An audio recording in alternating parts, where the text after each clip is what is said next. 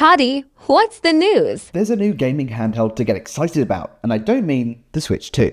Just days after Nintendo's newest console hit stores, Xbox used its summer showcase to reveal what it and Asus had been working on behind closed doors with the Xbox Ally series.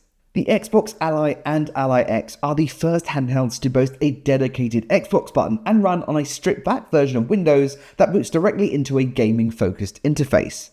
The behind-the-scenes system refinements mean that these require 2GB less memory allocation compared to existing Windows-based gaming handhelds, and use a third less power when in standby, which should result in some pretty serious battery life gains. Hitting that Xbox button lets you jump into a library UI that consolidates games not just from Xbox and Game Pass, but any other launchers you install like Steam, Battle.net, Ubisoft Connect, as well as useful apps like Discord. As for the hardware, while they both resemble Asus standard Ally X, they feature new side grips and an Xbox ROG branded microtexture, which is giving DualSense. In spite of identical dimensions to one another and the same 7-inch Full HD IPS 120Hz VRR panel as on Asus' previous handhelds, the Xbox Ally X packs in more power, resulting in a 715-gram weight to the more modest Xbox Ally's 670 grams. The X runs on the new Ryzen Z2 Extreme chip, which is supposedly about 10 to 15% faster than the Z1 Extreme, while the base Xbox Ally used the Z2A, which is supposedly going to be able to pip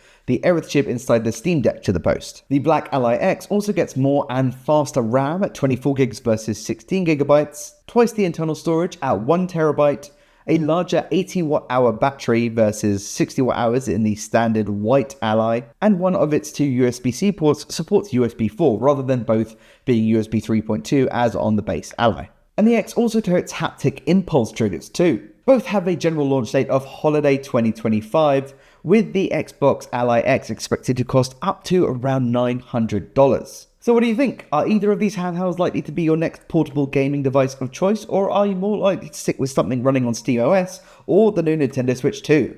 Let me know.